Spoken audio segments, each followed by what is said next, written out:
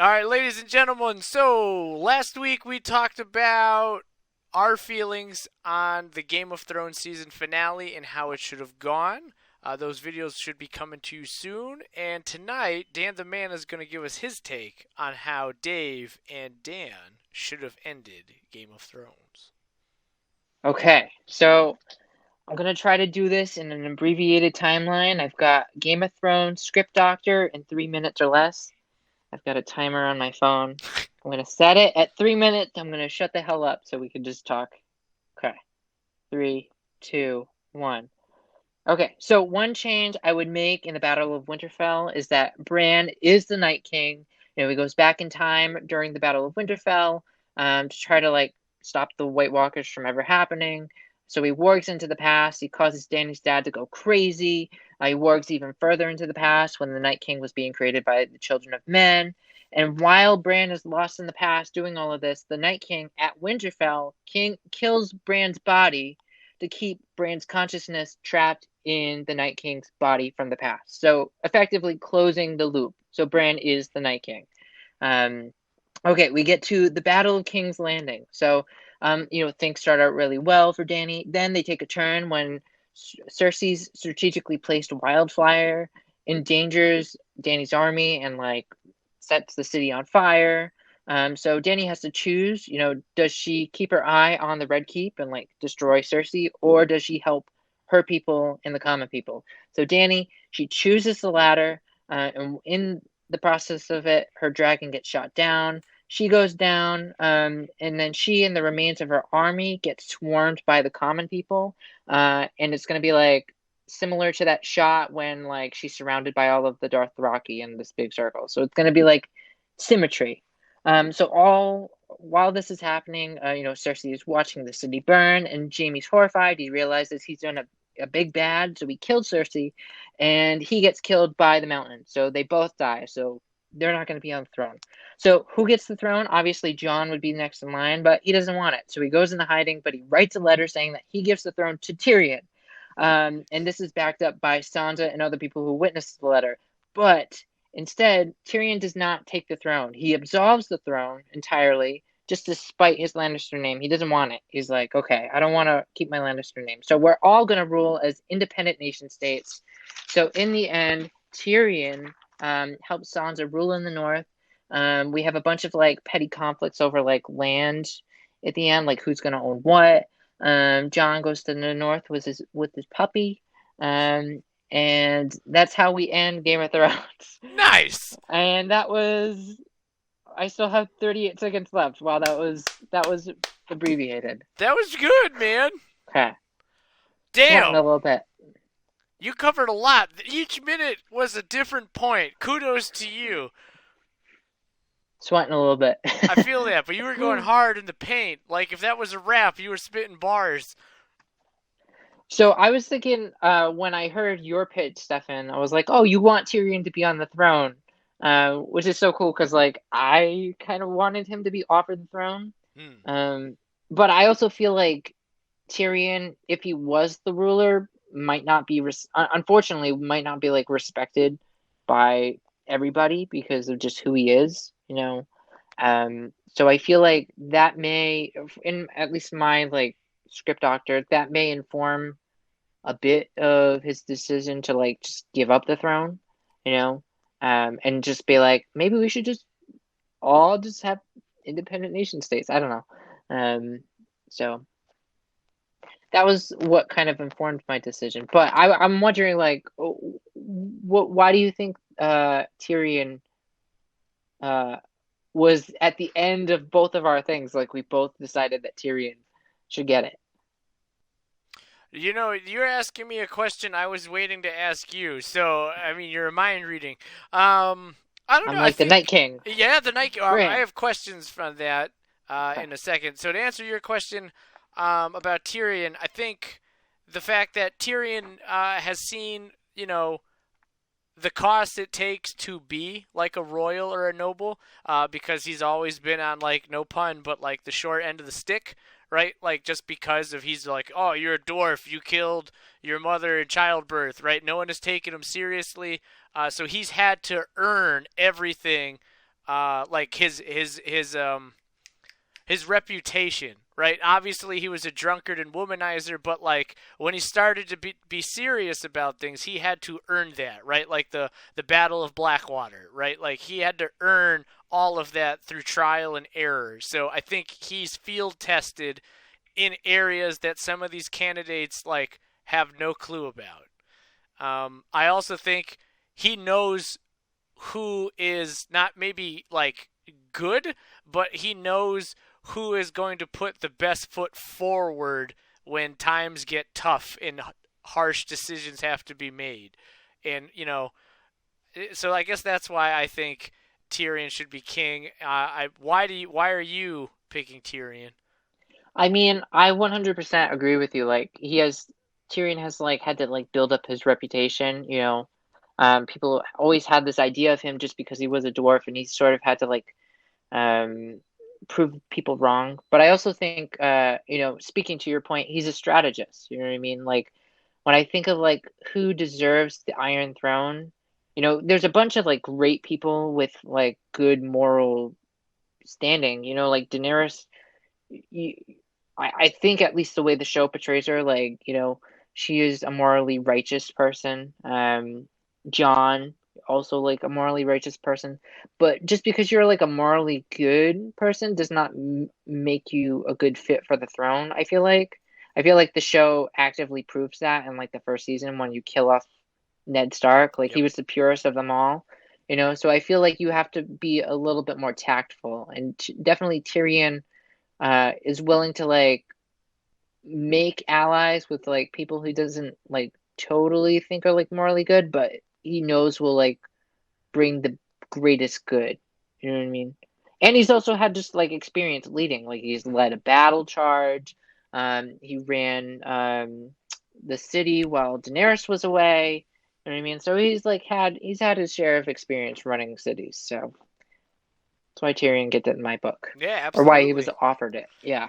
I like how you like your idea of the idea of Bran and warging and time travel and making him the Night King. I think is genius, and I think it would have made his storyline one more interesting, but also more endearing.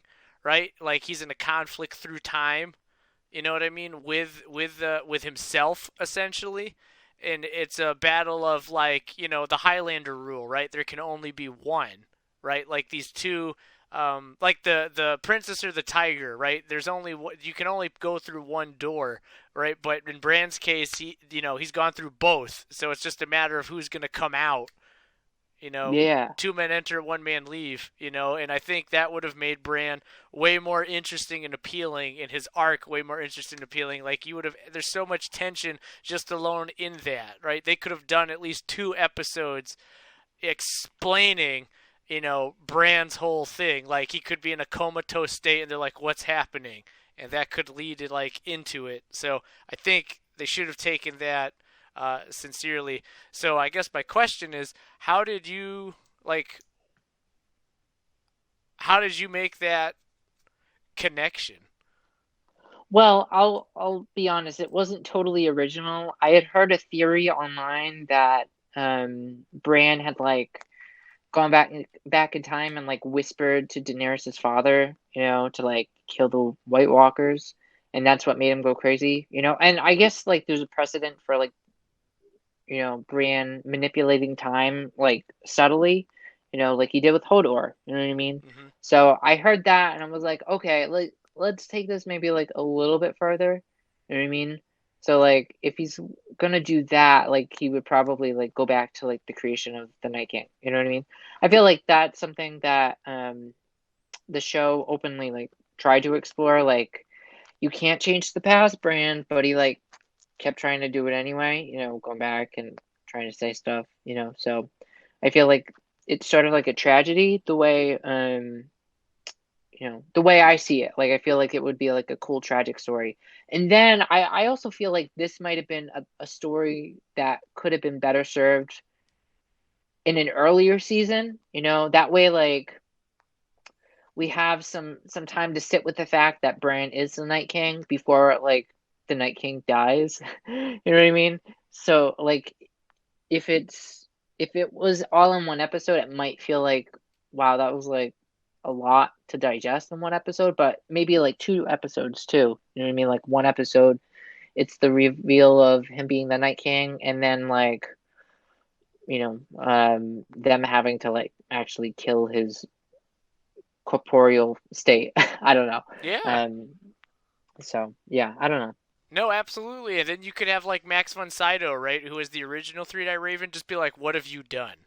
Yeah, You know, yeah. Oh like my God, that would be cool. something like that would have been really cool. You mentioned in the final battle, right, when they storm King's Landing, Dany, her dragons, right, the scene where the symmetry, right, like how Khaleesi, um, basically becomes the queen of all the Dothraki, like that scene when they're around her, right? But she destroys them, and then they embrace her as queen. Versus here, where it's the opposite effect, right? They're like, "You're no better than Cersei, right? You're just gonna do the same," and they like kind of they kill her there, right? That whole idea of like, you might be a hero in this part of the story, but in someone else's version, you're the villain. And so like that dynamic you draw, like the same kind of thing happens where it's one's received, one's not. I think that's really cool, right? And I think that's a really cool way of showcasing a point without like overstaying, right? Like oh, this is the like trying to tell people this is what we're doing. This is it. This is if you don't get it, it's on you. This is it, right? You're subtle little build up to these things. So I think that would have been good, not rushing. Thank you. I also really liked your idea though of just having like Daenerys like sit on the throne and like then like slowly like unravel. You know what I mean? Like I also think that's a really cool alternative. And I think that's probably the way to go in the book too. I mean, I haven't read the book, but I assume that the book is gonna. Well, it hasn't been written yet. Yeah, well, it's in the process, right? But I assume that it's probably plot point wise gonna follow closely to the show, where like she gets the throne, and she's the Mad Queen. But I feel like your version like stretches it out the way a book might, you know what I mean? Like she not people don't go crazy like in a second. You know what I Right. mean? And in fact I feel like once she has the throne, like she's gonna be paranoid. You know what I mean? Like she's in a land of people. Like once she actually has that moment to like sit and breathe and like be a ruler, that's when she's gonna like crack. You know what I mean? Um, she's gonna think like there's people aren't loyal to her. The people don't respect her. So yeah, I don't know. I could totally see that version playing out. Well, all in all, man, I like that John still goes up north in both of our versions. It's just like, yo, man, I've had enough with these cats, the forest folk, the free folk. That's where I belong. So I think that's really cool. Just like John has, he served his purpose with the realm of these type of people. I want to say Mm. realm of men, but the free folk are, men too. So Yeah, I would have like I really like the idea of him going to the north, but I also feel like it would be cool if the show would have like hooked us a little bit, like what's he gonna do in the north besides just like chill with the Northmen? Like maybe there's like another mission, like I don't know. Like no, it leaves like a door open for like oh he's doing like interesting stuff rather than just like chilling. I got you. Both literally and figuratively. Yeah, yeah, precisely. No, that would have been smart. I think people would have watched something that was just called Snow, and it was just like the further adventures of Jon Snow. Yeah, yeah. But Or just like leave it open ended, uh, like a suspenseful note, like he's going to the north to like ward off another threat. mm. Now it's a bunch of like fire zombies. Rick Grimes from The Walking Dead somehow left wherever he was and ended up in, in Westeros. 100%. Yes. This is how, yeah, this is how we extend the universe. I like it. I like it. Well, maybe HBO will check this out and be like, Simcock and Welch, that they seem like they got a good handle on this property. Yeah, maybe. HBO, if you're looking for people to spitball ideas in the writer's room, give us a call. Or your guys. Yes. Well, anyway, Dan the Man, I think that's a solid end to Game of Thrones. I really wish they would have put that up on the small screen, even though it's like really big on the inside. But those of you watching, if you have Game of Thrones theories or opinions on how it should have ended, please feel free to let us know in the comments. Or maybe this affirms like some thoughts you had. You know, you're not alone. You got any closing words, Dan? Bend the knee. You heard it here. Bend the knee. Until next time, this has been Pitch Slap, and we'll see you Have a next good week. one, everyone.